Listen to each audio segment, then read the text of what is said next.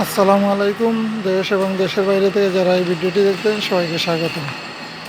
তো আমি আজকে আসলে আপনাদেরকে বিএফএস গ্লোবাল নিয়ে সম্পূর্ণ আপডেটটি দিব, কারণ আমি আসলে কাজের জন্য বিকাল দুপুরবেলা যখন বাসায় যাই তখন আসলে সময় পাই নাই। তো আপডেটটি আসলে আমি দিয়ে দিচ্ছি আমার এই বাংলাদেশ টু ইটালি চ্যানেলে। তো আপনারা যারা ওই চ্যানেলে আছেন তারা তো অবশ্যই দেখে ফেলছেন, আর যারা দেখেন নাই তাদের জন্য এই আপডেটটি, কারণ এই চ্যানেলে অনেকেই আছেন নতুন।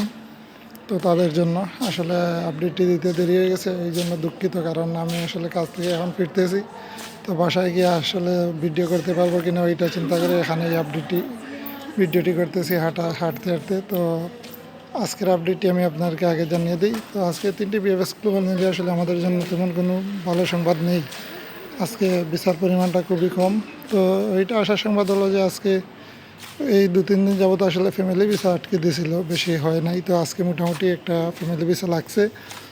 তো আমি 3টি বিএফএস গ্লোবালের আপডেটটি দিয়ে নেই। আপনারা যদি ভালো লাগে অবশ্যই ভিডিওটি লাইক এবং কমেন্টস করবেন, আর শেয়ার করে অন্যকে দেখার সুযোগ করে দেবেন। আর যারা নতুন তারা অবশ্যই সাবস্ক্রাইব করে রাখবেন পরবর্তী আপডেট পেতে। আমি প্রতিদিনই আপডেট দিয়ে থাকি, তো আপনারা ইনশাল্লাহ আপডেটটি পাবেন। আর আপনারা তো আমার ফেসবুক পেজও এড করতে পারেন, এবং আমার আরেকটি চ্যানেল আছে, আপনারা জানেন যে ওই চ্যানেলে আমি নিয়মিতই আপডেট দিই। তো আপনারা তো অনেকেই জানেন, এই চ্যানেলে যারা আছেন অনেকেই মোটামুটি জানেন আমার আরেকটি চ্যানেল আছে, ওই চ্যানেলে নিয়মিত আপডেট থাকে। তো ওই চ্যানেলে আজকেও সময় মতোই আপডেট দিয়েছি বিকালবেলা।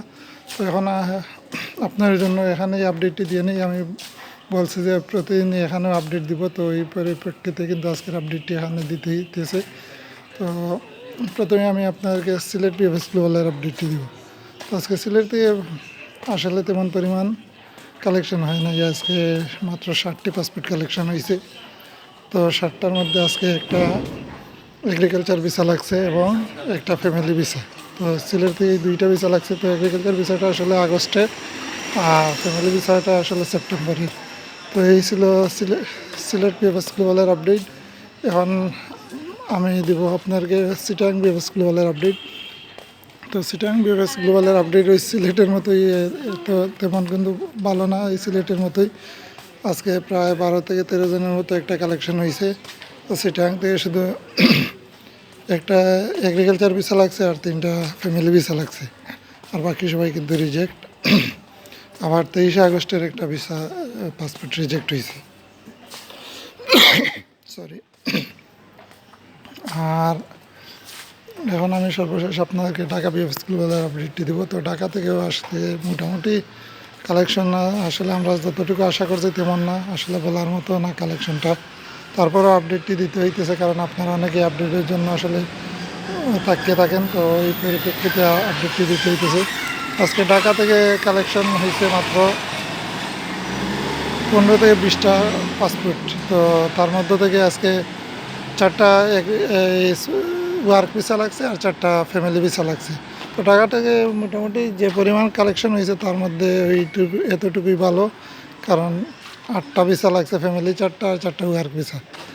তো মোটামুটি কালেকশনের পরিমাণ যেহেতু কম, তো ভিসার পরিমাণটা এটা একটু বেশি আছে।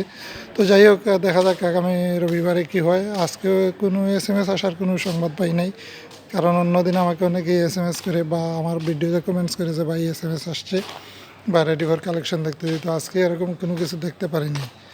তো জানি না রবিবারে কী হইতে পারে। আর রবিবারে হয়তো অনেকেরই মেসেজ আসতে পারে, হয়তো এতদিন আটকে রাখছে, এই জন্য হয়তো রবিবারে দেখা দিতে পারে যে অনেক মেসেজ আসছে। তো এই প্রত্যাশা রেখে আজকের মতো বিদায়। তো আগামীকাল অবশ্যই একটা ভিডিও দিব অন্য এই নলাস্তা বিষয় নিয়ে, আর ফ্যামিলি বিষয় নিয়ে আরও কিছু কথা বলবো ইনশাল্লাহ।